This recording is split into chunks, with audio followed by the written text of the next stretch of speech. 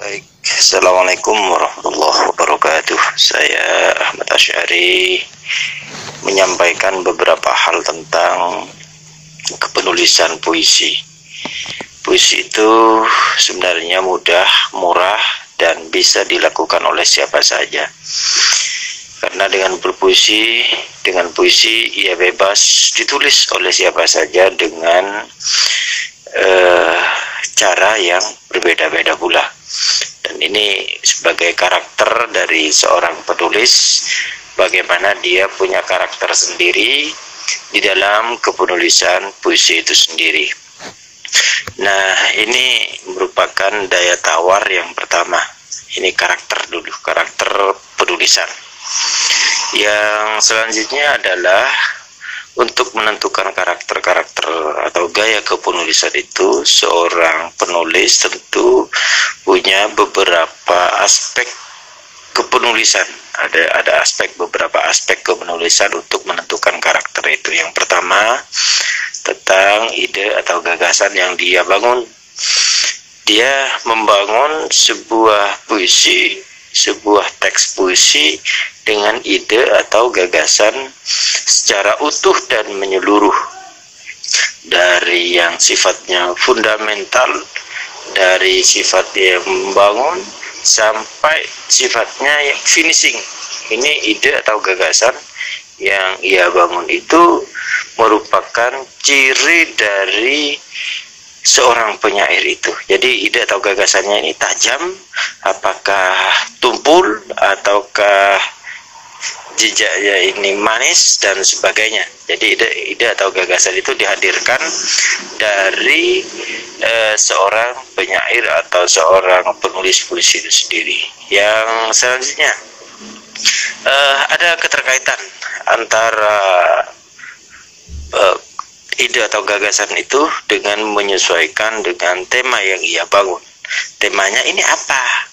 Apakah tentang percintaan, ataukah tentang kemanusiaan, ataukah tentang lingkungan, atau malah sampai ke ranah Tuhan.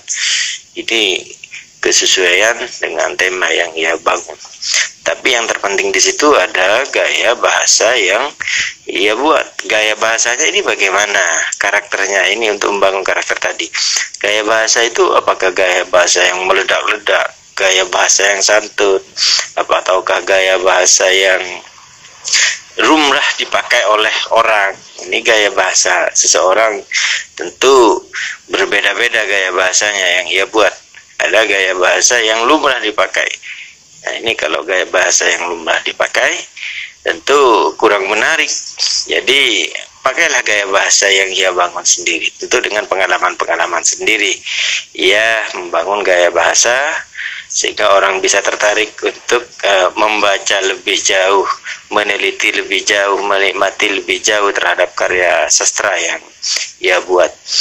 Nah, selanjutnya di samping gaya bahasa ada pesan nanti itu yang pada akhirnya akan mengkerucut bahwa pesan di dalam puisi itu adalah ini. Apakah menarik untuk dinikmati oleh banyak orang, oleh khalayak ramai. Dan ini dalam menentukan gaya bahasa, pesan yang disampaikan kepada pembaca itu bukan hanya kata-kata, tapi butuh uraian-uraian yang panjang, butuh ulasan-ulasan yang panjang, butuh penerjemahan yang panjang terhadap tiap lirik yang puisi itu dibuat oleh seseorang. Ini secara fundamental seperti itu dulu. Nah, secara teknis bagaimana? Secara teknis tentu puisi itu dibuat berdasarkan pengalaman. Ini yang paling mengena terhadap pembaca. Jadi pengalaman hidup yang direkam dalam sebuah tulisan, yang dituangkan dalam sebuah tulisan dengan gaya bahasa yang baik, misalnya. Ada juga ini yang penting dulu. Jadi pesan yang disampaikan itu berdasarkan pengalaman. Ini tentunya akan sampai ke jantung hati pembaca. Nah, ini bikin orang akan suka terhadap puisi yang kita buat. Itu Nah, tentunya ada teknik-teknik yang lain tentang persajakan di situ, meskipun persajakan itu sekarang sudah nggak dipakai.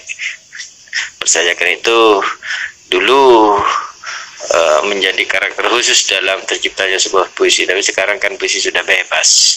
Tapi para penikmat tentunya masih merindukan gaya-gaya lama yang diinovasi kembali, yang direproduksi kembali menjadi sebuah rima baru, meskipun rima sekarang sudah nggak ada lagi, nggak menjadi standar umum dipakai oleh para penulis di situ. Nah ini yang perlu dilatih sebenarnya.